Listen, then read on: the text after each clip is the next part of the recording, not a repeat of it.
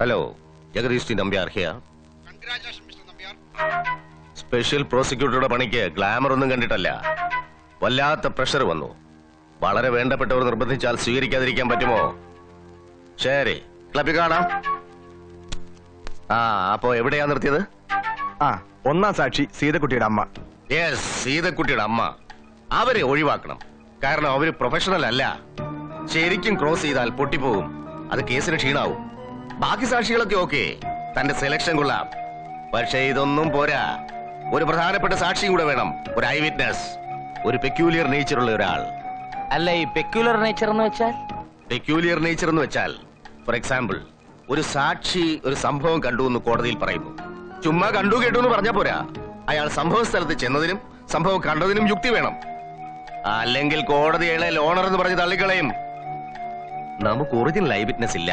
അല്ല, ഒരു witness original ഇല്ല. അത് വേറെ കാര്യം. അപ്പോ ഒരു ഐ വിറ്റ്നസിനെ ക്രിയേറ്റ് ചെയ്യണം, കോടതിക്ക് ബോധ്യമാവുന്ന ഒരാളെ. അതിന്റെ ഡീറ്റെയിൽസ് നമുക്ക് പിന്നീട് സംസാരിക്കാം. എന്റെ ഇപ്പോഴത്തെ ടെൻഷൻ അതല്ല. താൻ എന്തിനാ ആവശ്യമില്ലാതെ ആ കുരുവിളെ പ്രൊവോക്ക് ചെയ്തത്? താൻ അടങ്ങിയിരുന്നെങ്കിൽ അയാൾ ഒരുപക്ഷെ ചുമ്മാ ഇരുന്നേനെ. താൻ അയാളെ ചലഞ്ച് ചെയ്തപ്പോ പ്രശ്നം വഷളായില്ലേ? അയാൾ പ്രോസിക്യൂട്ടർ പണി രാജിവെച്ച് പ്രതിഭാഗം വക്കീലായാൽ എന്ത് ചെയ്യും? പ്രശ്നം തന്നെയാ. തമ്പുരാനെന്താ മറുപടി ഒന്നും പറയാത്തത്? വക്കാലത്ത് വരെ കൊടുത്തുപോയോ? അതോ എന്നെ വിശ്വാസമില്ല എന്നിട്ടാണോ? അല്ല സാർ, സന്തോഷം കൊണ്ട് എനിക്ക് വാക്കുകൾ കിട്ടാഞ്ഞിട്ടാ. ഈശ്വരൻ ഉണ്ടെന്നൊരു വിശ്വാസം ഉണ്ടായിരുന്നുള്ളൂ. ഇപ്പൊ അങ്ങനൊരു ശക്തി ഉണ്ടെന്ന് ബോധ്യായി. പണ്ട് ശ്രീകൃഷ്ണനെ തേടി കുചേലൻ ചെന്നു, ഇന്ന് ഈ കുചേലനെ തേടി. എന്താ തമ്പുരാനെ? ഒന്നുമില്ല, എല്ലാ വഴികളും അടഞ്ഞു. മറ്റൊരു മാർഗവും മനസ്സ് തോന്നിയതുമില്ല. എന്റെ ഉണ്ണിക്ക് സർക്കാർ അനുവദിക്കുന്ന സൗജന്യ വക്കീലേ ഉള്ളൂ എന്ന് തീരുമാനിച്ചുറപ്പിച്ചപ്പോഴാ സാറ്. എന്നെക്കാൾ ഒരുപാട് സീനിയറായ ഒരാൾ എന്നെ സാറേന്ന് വിളിക്കുന്നത് ബുദ്ധിമുട്ടുണ്ടാക്കുന്നു. എന്നെ കണ്ട സീനിയർ ആണെന്ന് തോന്നുന്നു. വലിയൊരു മനുഷ്യന്റെ ജൂനിയർ ആയിരുന്നു ഞാൻ. ഈ പ്രൊഫഷന് വേണ്ട മിനിമം ഡിസിപ്ലിനൊക്കെ അദ്ദേഹം എന്നെ പഠിപ്പിച്ചിട്ടുണ്ട്. അല്ല, ഞാനും ചോദിച്ചോട്ടെ, അധിക പ്രസംഗം തോന്നി ക്ഷമിക്കണം. എന്താ ഈ മാറ്റത്തിന് കാരണം? പ്രധാന കാരണം എന്റെ സീനിയർ എനിക്ക് തന്ന ഉപദേശം തന്നെയാണ്. ഒരു ലോയർക്ക് തന്റെ സാമർഥ്യം കൊണ്ട് ഒരു കുറ്റവാളി രക്ഷപ്പെടുത്താൻ കഴിയും, ശിക്ഷിക്കാനും കഴിയും. പക്ഷേ ഒരു നിരപരാധിയെ രക്ഷിക്കുമ്പോൾ മാത്രമാണ് അയാളുടെ ദൗത്യം പൂർണ്ണമാകുന്നത്. ഏത് പ്രൊഫഷനിലെ അതിന്റെ ചില എത്തിക്സ് ഒക്കെ. വരട്ടെ.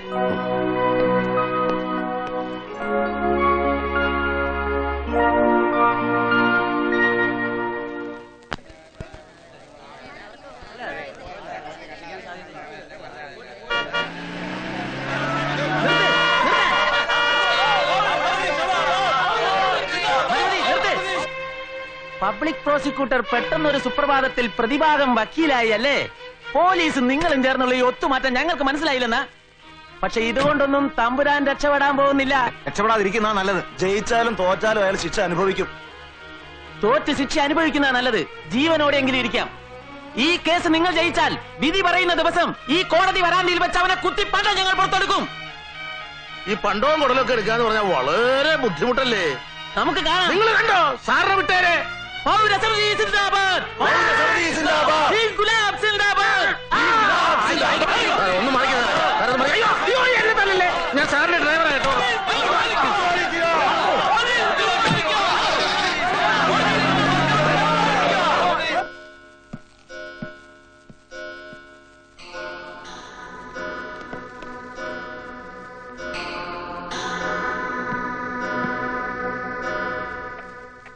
I hope everything is in order. Mr. Nambiar, witness examination തുടങ്ങാം.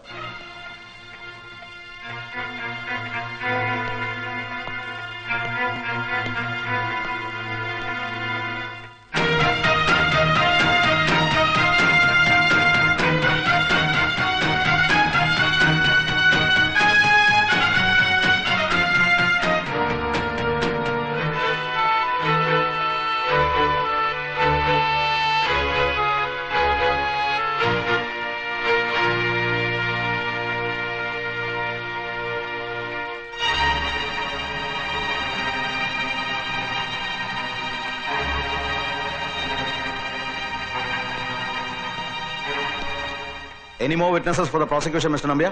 Yes, Your Honor. I have one more witness, and it's an eyewitness. Yes. Kunhiraman Kunhiraman Kunhiraman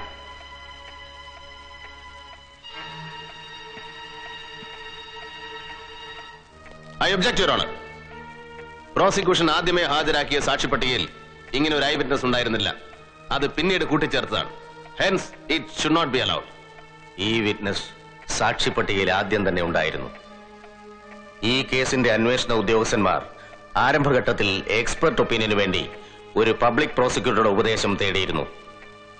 ഇതുപോലൊരു ഐ വിറ്റ്നസ് ഒരിക്കലും സ്റ്റാൻഡ് ചെയ്യില്ലെന്ന അദ്ദേഹത്തിന്റെ ഉപദേശം സ്വീകരിച്ചാണ് അവർ ഈ ഐ വിറ്റ്നസിനെ ഡ്രോപ്പ് ചെയ്തത്. എന്റെ നിർബന്ധം കൊണ്ടാണ് പിന്നീട് ആ സാക്ഷിയെ അഡീഷണൽ വിറ്റ്നസ് ആയി രണ്ടാമത് ഇൻക്ലൂഡ് ചെയ്തത്. എന്തുകൊണ്ടാണ് ആ പ്രോസിക്യൂട്ടർ അന്ന് അങ്ങനെ പറഞ്ഞതെന്ന് എത്ര ചിന്തിച്ചിട്ടും എനിക്ക് മനസ്സിലാകുന്നില്ല.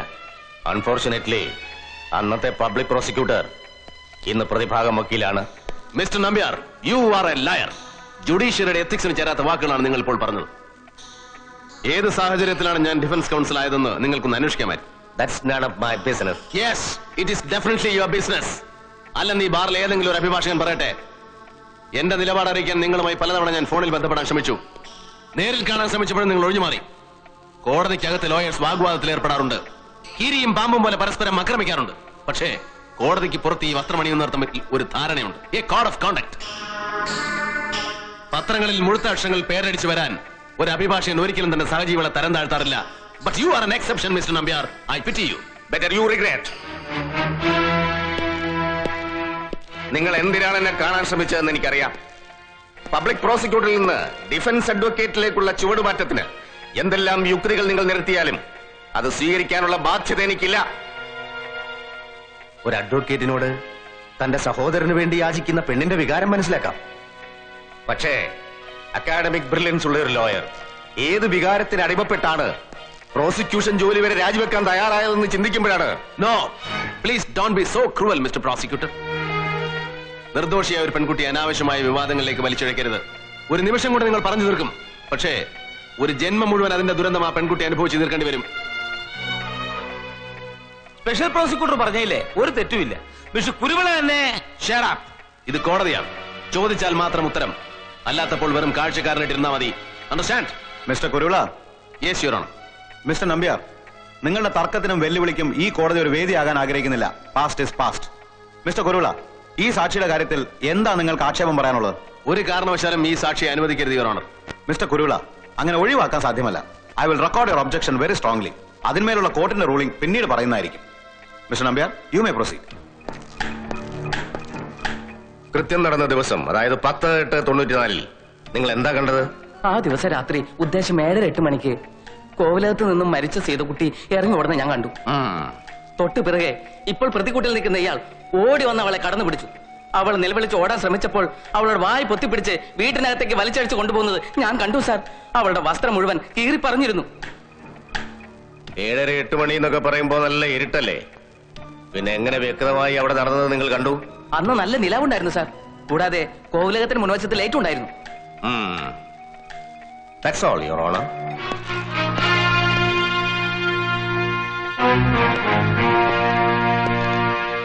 സംഭവം നടക്കുന്നത് എവിടെ നിന്നാ നിങ്ങൾ കണ്ടത്?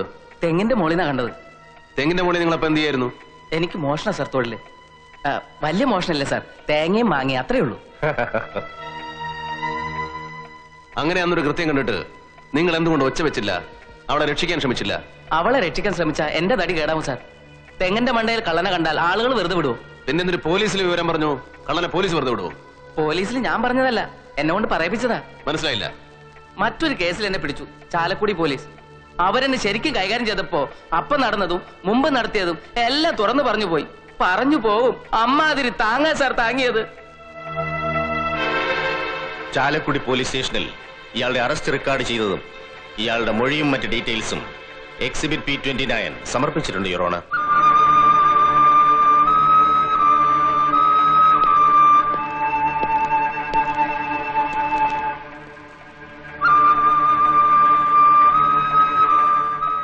The court is adjourned.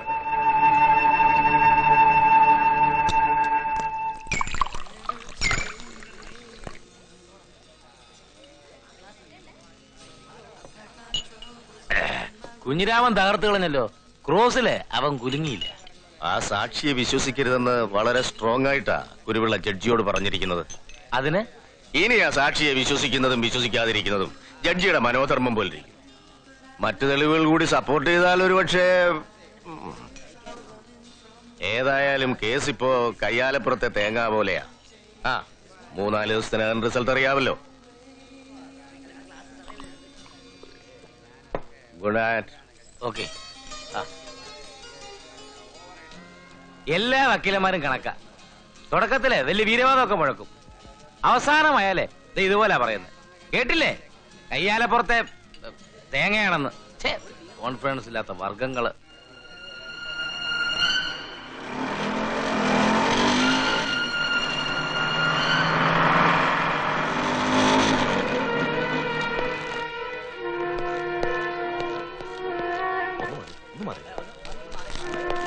എവിടെ പോയിരുന്നോ ഇത്രയും നേരം? വിധിയൊക്കെ കഴിഞ്ഞു. എന്താ വിധി? ജീവപര്യന്തമാ. തൂക്ക് കിട്ടാത്ത ഭാഗ്യം. ഐ വിറ്റ്നസിനെ കോടതിക്ക് ബോധ്യമായി. അത് തന്നെ കാരണം. താൻ വേഗം ചെന്ന SP യുടെയും സ്പെഷ്യൽ പ്രോസിക്യൂട്ടറുടെ ഒക്കെ ഫോട്ടോ എടുക്ക്. എളുപ്പം ചെല്ലടൂ. ആ കളറിലും വേണം. ഞാന് ഈ മാറ്റർ ഒന്ന് പ്രസ്സിൽ കൊടുക്കട്ടെ. ശരി. Don't regret, Mr. Kuruvila. Murder കേസുകൾ ഇനിയും വരും. You'll get your chance.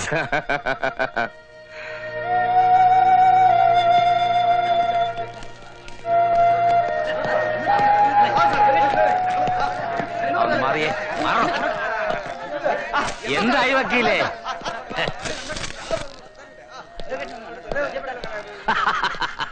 Congratulation.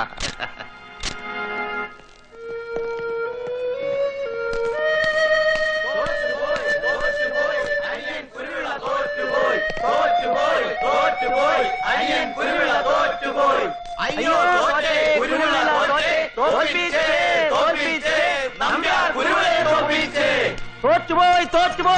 Kuruvila തോറ്റുപോയി. തോറ്റുപോയി അനിയൻ കുരുവിള തോറ്റുപോയി. അയ്യോ തോറ്റേ കുരുവിള തോറ്റേ. തോറ്റുപോയി അനിയൻ കുരുവിള തോറ്റുപോയി. അയ്യോ തോറ്റേ അനിയൻ തോറ്റേ.